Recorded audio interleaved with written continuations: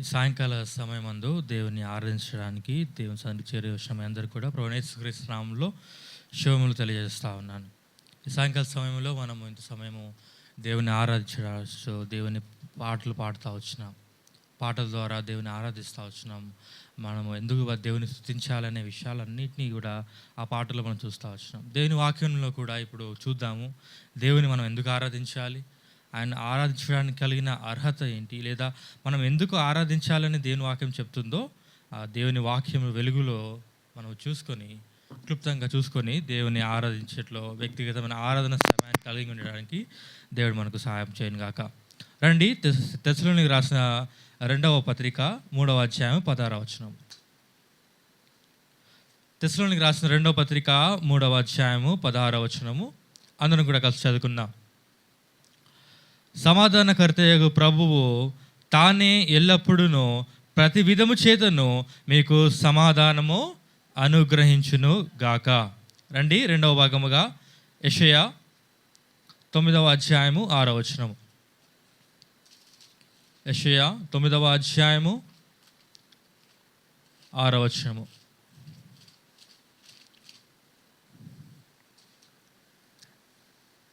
అందరూ కలిసి చదువుకున్నాం. ఏలయనగా మనకు శిశువు పుట్టెను, మనకు కుమారుడు అనుగ్రహింపబడును, ఆయన భుజం మీద రాజ్యభారముండును.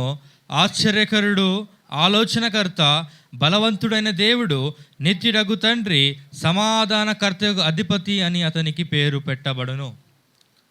ప్రభు సహాయం నిమిత్తం ప్రార్థనలో ప్రభు చూద్దాం.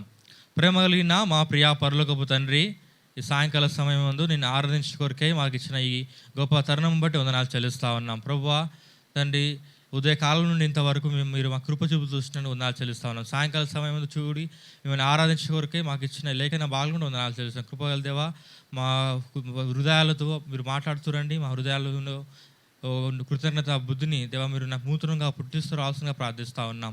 ఆ నోరు తెచ్చి ఆరాధించడం కొరకై మీ వాక్యంలో నుంచి మీరు మాట్లాడుతూ రావాల్సిందిగా ప్రార్థిస్తూ ఉన్నాం. దేవా, నిలబడిన నీ దాసుడు తండ్రి, దేవా అబా అయోగ్యుడు తండ్రి, నాలో ఉన్న ఇలాంటి దేవ పవిత్రత లేదు, దీన్ని ఏ మాత్రం మంచితనం లేని వాడినే ఉన్నాను. ప్రభావ నన్ను క్షమించండి, రక్తం చేత కడగండి. దేవా మీరే ఈ వాక్యం ద్వారా మీరు మాట్లాడుతూ రావాల్సిందిగా ప్రార్థిస్తూ ఉన్నాం తండ్రి. దేవా మీరు కృప చూపుతున్నామని యేసుక్రీస్తు రక్షకు నామంలో ప్రార్థించి అడిగి పెట్టుకుంటున్నాం తండ్రి, ఆమేన్. చూసినట్లయితే మనము తెస్సలోనికీయులకు రాసిన 2వ పత్రిక 3వ అధ్యాయం 16వ వచనంలో దేవునికి ఇవ్వబడిన నామాన్ని మనము చూస్తూ వచ్చినాం. అంటే దేవునికి ఇవ్వబడిన నామము ఏంటని చూస్తూ వచ్చినట్టు సమాధానకర్తయగు ప్రభువే తాను ఎల్లప్పుడూ ప్రతి విధము చేతను మీకు సమాధానం అనుగ్రహించును గాక అని ఇక్కడ దేవుని గుణగణాన్ని చూస్తూ ఉన్నారు. సమాధానకర్తయగు ప్రభువు తానే ఎల్లప్పుడూ ప్రతి విధము చేతను మీకు సమాధానం అనుగ్రహించును గాక, ప్రభువు మీకందరికీ తోడయుండును గాక.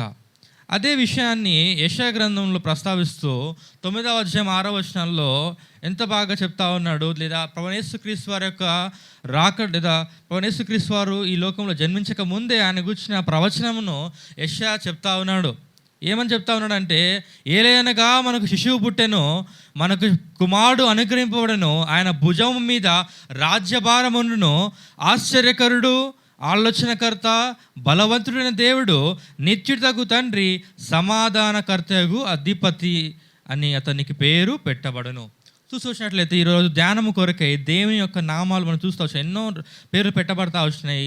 చివరిగా చూసినట్లయితే సమాధానకర్తయగు అధిపతి, సమాధానకర్తయగు ఆ అధిపతి మన జీవితాల్లో మనకు చేసిన మేలు ఏంటి అని మనము దేవుని వాక్యంలో చూసినట్లయితే ఎన్నో విషయాలు రాబడుతూ వచ్చినాయి.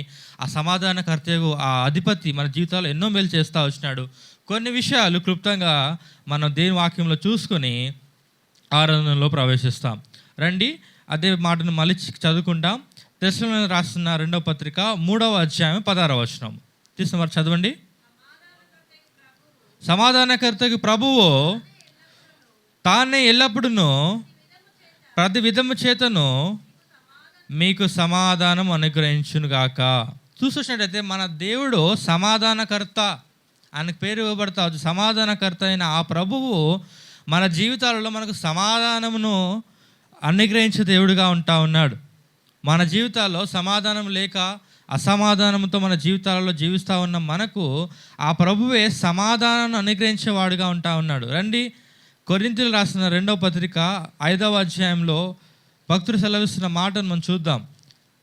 కొరింథీయులకు రాసిన 2వ పత్రిక 5వ అధ్యాయము 18-19 వచనాల్లో ఈ మాటలు రాయబడతా వచ్చినాయి. సమాధానమును దేవుని వలనైనవి, ఆయన మనల్ని క్రీస్తు ద్వారా తమతో సమాధానపరుచుకొని ఆ సమాధాన పరిచర్యను మాకు అనుగ్రహించెను. అదేమనగా దేవుడు వారి అపరాధములు వారి మీద మోపక క్రీస్తునందు లోకమును తనతో పరుచుకొనుచు ఆ సమాధాన వాక్యమును మనకు అనుగ్రహించెను, మాకు అప్పగించెను. చూసి వచ్చినట్లయితే ఇక్కడ భక్తుడు సమాధానకర్త అయిన ఆ దేవుడు ఏం చేస్తూ వచ్చినాడో చెప్తా ఉన్నాడు. అదేమనగా 19వ వచనం చూడండి.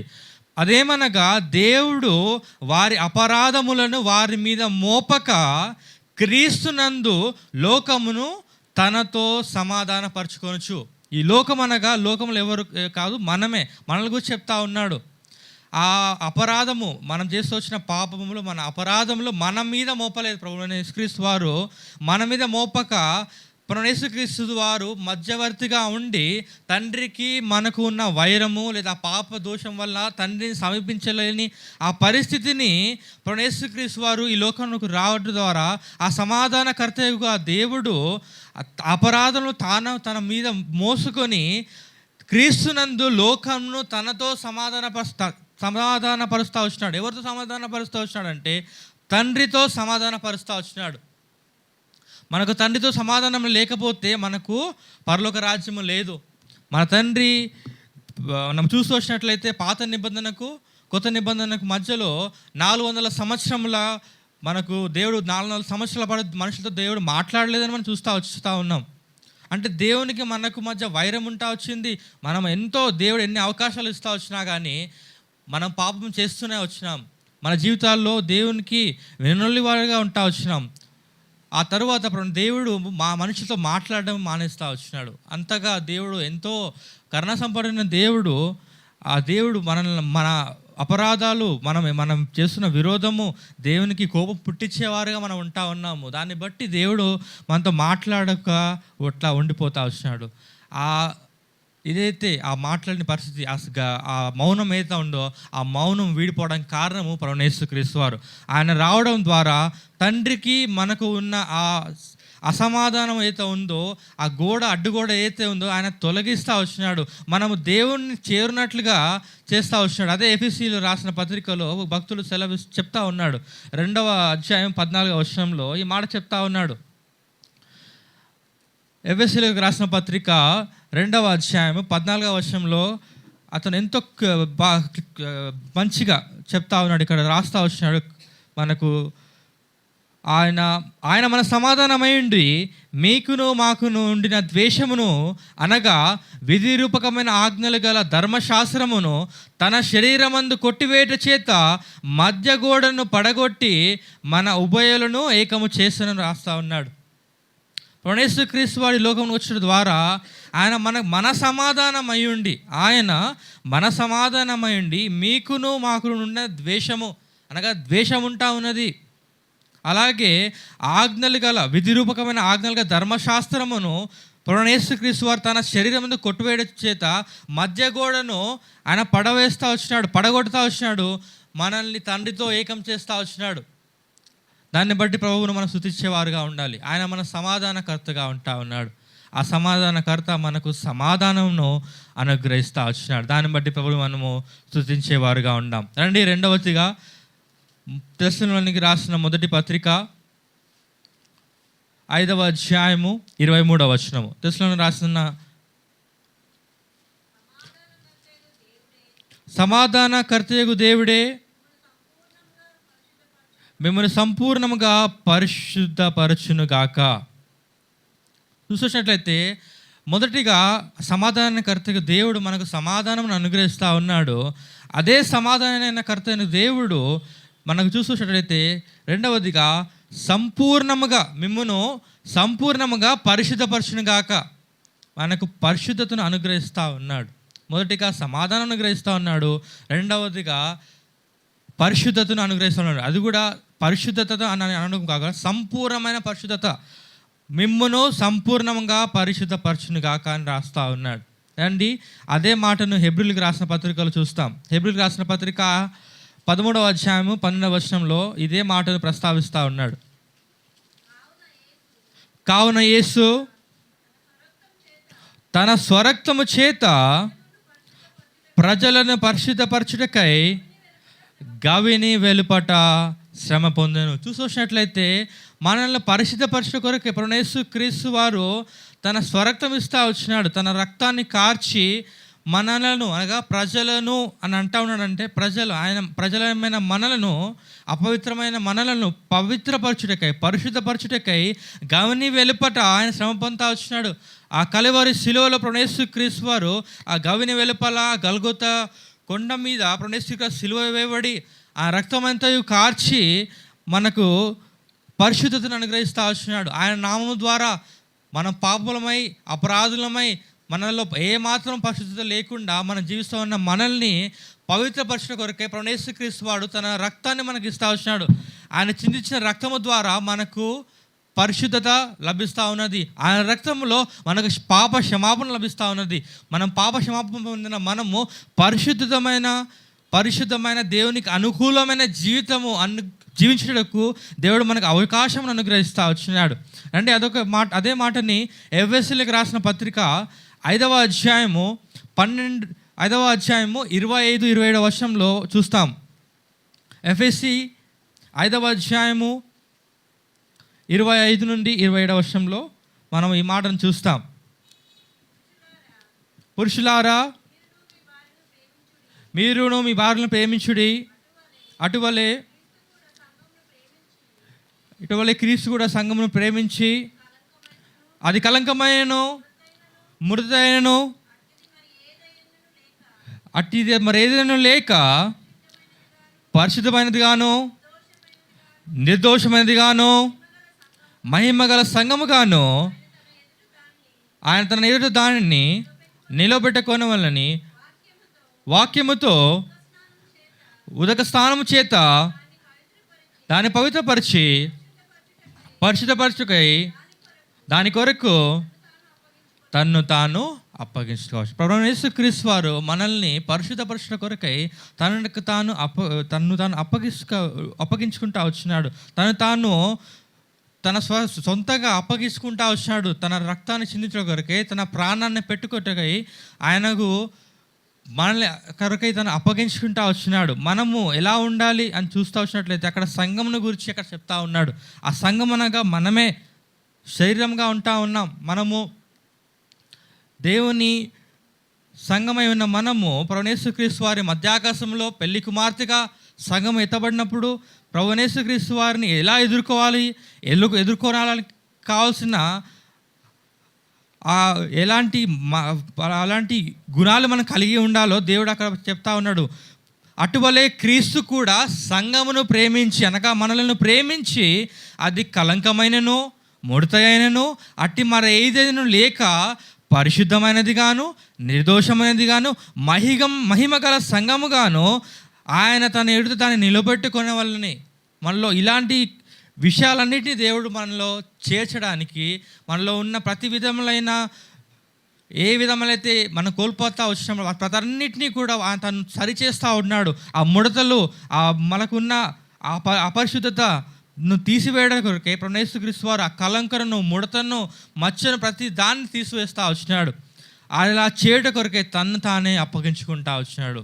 ఆ సమాధానకర్త అయిన దేవుడు మనకు సమాధానం అనుగ్రహిస్తూ వచ్చినాడు. సంపూర్ణముగా మనకు పరిశుద్ధపరుస్తూ వచ్చినాడు. ఆ పరిశుద్ధపరచడం కొరకే తన స్వరక్తం ఇస్తూ వచ్చినాడు. తనను తానే అప్పగించుకుంటూ వచ్చినాడు. ప్రభువైన యేసుక్రీస్తు వారు ఆయన తన రక్తము ద్వారా మనల్ని పవిత్రపరుస్తూ వచ్చినాడు. మరొక మాటను చూసుకొని మనము ఆరాధనలో ప్రవేశిస్తాం. హెబ్రీయులకు రాసిన పత్రిక 13వ అధ్యాయము 20వ వచనం. హెబ్రీయులకు రాసిన పత్రిక 13వ అధ్యాయము 20-21 వచనం వరకు అందరూ కూడా కలిసి చదువుకుందాం. అందరూ కూడా కలిసి 13వ అధ్యాయము 20-21 వచనం వరకు అందరూ కలిసి చదువుకుందాం. గొర్రెల గొప్ప కాపరైన యేసు అను మన ప్రభు నిత్యమైన నిబంధన సంబంధము రక్తమును బట్టి మృతుల నుండి లేపిన సమాధానకర్తకు దేవుడు యేసుక్రీస్తు ద్వారా తన దృష్టికి అనుకూలమైన దానిని మనలో జరిగించుచు ప్రతి మంచి విషయములోనూ తన చిత్త ప్రకారముగా చేయుటకు మిమ్మల్ని స్థిరపరచును గాక. యేసుక్రీస్తుకు యుగయుగములు మహిమ కలుగును గాక. వచ్చినట్లయితే ఇక్కడ ఒక విషయాన్ని రాస్తా ఉన్నాడు. మనము 3వ భాగము చూస్తూ వచ్చినట్టయితే ప్రతి మంచి విషయంలోనూ తన చిత్త ప్రకారము చేయుటకు మిమ్మును సిద్ధపరచును గాక. యేసుక్రీస్తు వారు మనల్ని సమాధానపరచడమే కాకుండా, మనల్ని పవిత్రపరచడమే కాకుండా, తన చిత్తం ఏదైతే ఉందో మన జీవితాల్లో యేసుక్రీస్తు వారు తండ్రి అయిన దేవుడు మన జీవితంలో కలిగి ఉన్న ఆ చిత్తమును ఎలా నెరవేర్చాలో ఆయన చేయడానికి మనల్ని సిద్ధపరుస్తూ ఉన్నాడు. ఎలా తన చిత్తాన్ని నెరవేర్చాలి, ఎలా తన రాజ్యం కొరకు మనం సిద్ధపరచబడాలి, ఎలా ఆయన మనం చేరుకోవాలని మన జీవితాలు కలిగి ఉన్న ఆ ఉద్దేశములను, ఆయన కలిగి ఉన్న ఆ తలాంతులను, అలాగన్న ఉద్దేశములను మన పట్ల నెరవేర్చుకోవడం కొరకై ఆయన మనం సిద్ధపరుస్తూ ఉన్నాడు. ఆయన రాకడ కొరకు ప్రతిదినము దేవుడు మనతో వాక్యం ద్వారా మనతో మాట్లాడేవాడుగా ఉన్నాడు. ప్రతి దినము దేవుని వాక్యం వినడం ద్వారా, సంఘంలో దేవుని వాక్యం వినడం ద్వారా, పాటల ద్వారా, హెచ్చరికల ద్వారా దేవుడు మనల్ని సిద్ధపరుస్తూ ఉన్నాడు తన రాజ్యంలో తను ఎదుర్కొన్న కొరకే. ఈ విషయం వంటి దేవుని మనం ఆరాధించబద్దులమై ఉన్నాం. మన సమాధానకర్త అయిన దేవుడు మనను సమాధానపరుస్తూ వచ్చినాడు. ఆ సమాధానకర్త అయిన దేవుడు మనల్ని సంపూర్ణంగా పరిశుద్ధపరుస్తూ వచ్చినాడు. అలాగే ఆ తన పరిశుద్ధపరచడానికి కొరకై తన స్వరక్తం ఇస్తూ వచ్చినాడు. తను తానే అప్పగించుకుంటా వచ్చినాడు. తాను ఎక్కడ కూడా తక్కువ చేసుకోకుండా తాను సంపూర్ణంగా అప్పగించుకుంటా వచ్చినాడు.